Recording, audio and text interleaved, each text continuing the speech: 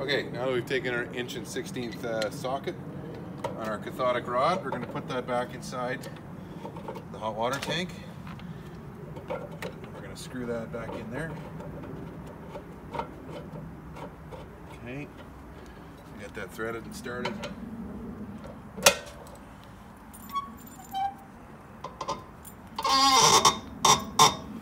Look here, see. Okay, got that tight. We're going to close the petcock again. Okay, so the overpressure valve is shut. That's reinstalled. Now over here, my air hose isn't long enough to reach all the way to the trailer's city water connection. So I just used this little trick here. Okay, we're going to hook this on. Now, what we want to do first is open a valve, any valve. So we're going to open this up to hot right now. We'll open it up to hot, and then we're going to connect these two together. And this is run all the way around to the city water connection. The guard nose works because we're not running that much pressure through here. And I just use the zip tie to hold the trigger shut. So we're going to start by holding this now. We're putting air into the system. And we're going to zip tie this on here. We're going to zip tie it open. Okay, so now it's blowing air through here, all the way around, and it starts coming out of our hot water faucet that we've got turned on, the hot water. And the reason that we drained the tank and put the plug back in is because we want the tank to pressurize and start blowing hot water through this hole, or what would be hot water. So now the trick with this is we're going to go inside the trailer. What you always want to do is keep a valve open while you close another valve. So we're going to open the hot again. Okay, so now we've opened the hot up here. I'm going to go back outside. You can see this is blowing very little water right now, but the other valve is now open, so I can close this. Now we're pushing water through there. We go back inside. And we can see that there's just air coming out of this faucet. And then we go to the bathroom. And we're going to open up the hot water valve here in the sink. Okay, then we're going to go back there. And we're going to close this valve again. Now that one's open. We go back to the bathroom. So this hot water is open. No water coming out of this faucet. We're going to turn the hot water on in the bathtub. We're going to close the one in the sink.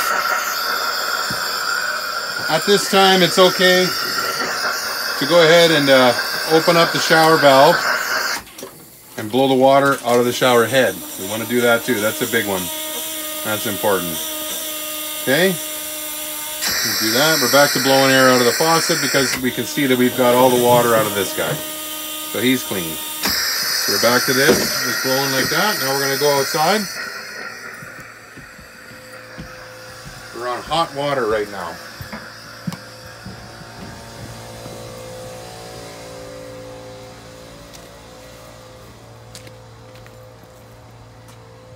All the while, this air is blowing through the hot water tank as well. We're going to go to the shower here. Don't forget the outside shower. Open that up. This guy again, same thing. We're going to open this valve. We're going to turn on the hot water. Yeah, it's coming now. Okay, we're just going to hang that there. Then we're going to go back and close the other valve.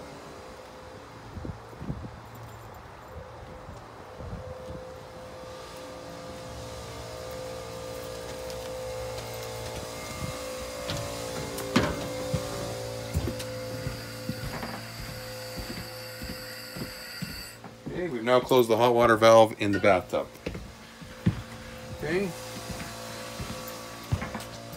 My lovely assistant helping. Okay.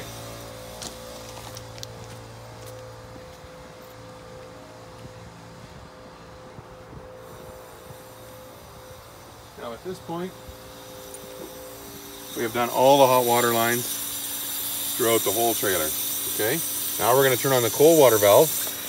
I'm going to close the hot water valve. Now we're blowing cold water out of this shower head.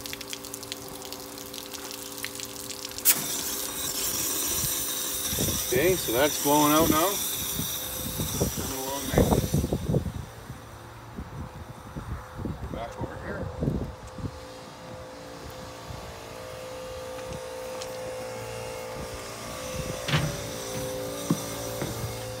And we're going to open up the cold water valve on the sink inside. There it goes. Now we're going to go back to the shower head outside.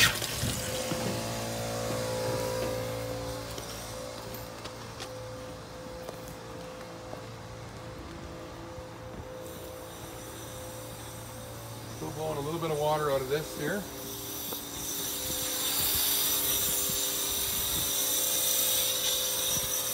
That quite honestly is starting to become negligible now. So now we've got a valve inside open so we can close this one. Now it's still blowing out the one that's in the sink in the kitchen. We're doing cold water lines now. The whole time the compressor's blowing because it's flowing through open valves. You never overpressure the system inside. I've done this for 3 years in a row, works every time. So now this cold water valve's open, we're going to go over here. We're going to open up the bathtub valve. Cold water. And it's flowing. There, we can see that we've introduced some water here. But again, it's negligible. So we're going to close this valve. Go back over here. That valve is almost done leaking itself out. We're going to open this cold water valve. Close that one.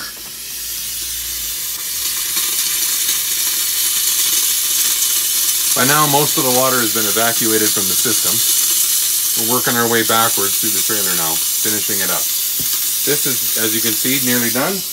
Now, on the cold water valve, we can't forget the toilet. We're going to press and hold that, and we're going to blow the water out of there. So we're going to keep this valve open. We want to keep it open because we're going to close the tank. Right? That's now blown out. We still got to keep this valve open. We have one left to do.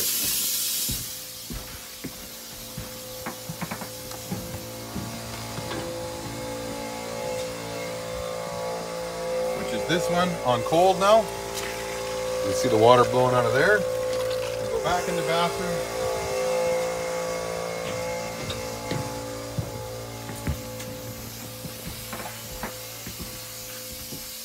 Let me close that one. Now the one outside is going. Okay, another one that I do too at the same time is we can turn on the pump valve just to make sure,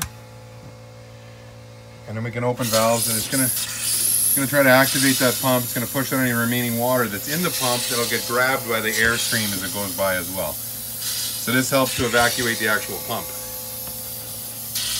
You can hear the pump. I know it's difficult to hear for yourselves, but you can hear it. It's surging and cavitating right now.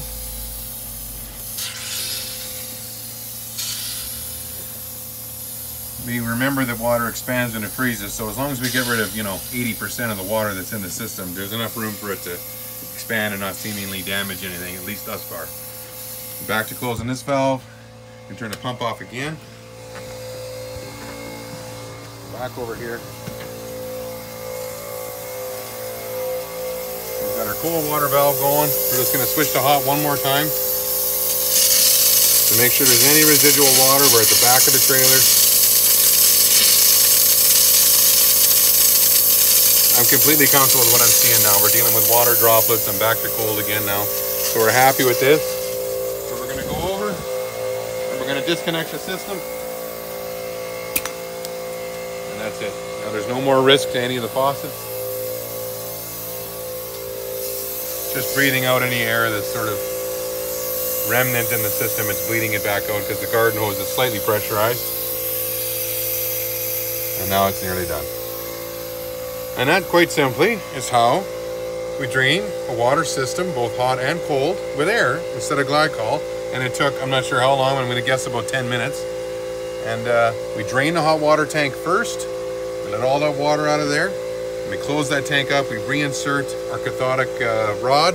and we bolt it back in there so we can build pressure inside the tank and ensure that we're using the tank itself. That way you don't have to play in the kitchen by turning the mixing valves from summer to winter use when you're actually doing glycol, because you don't want glycol going into the hot water tank.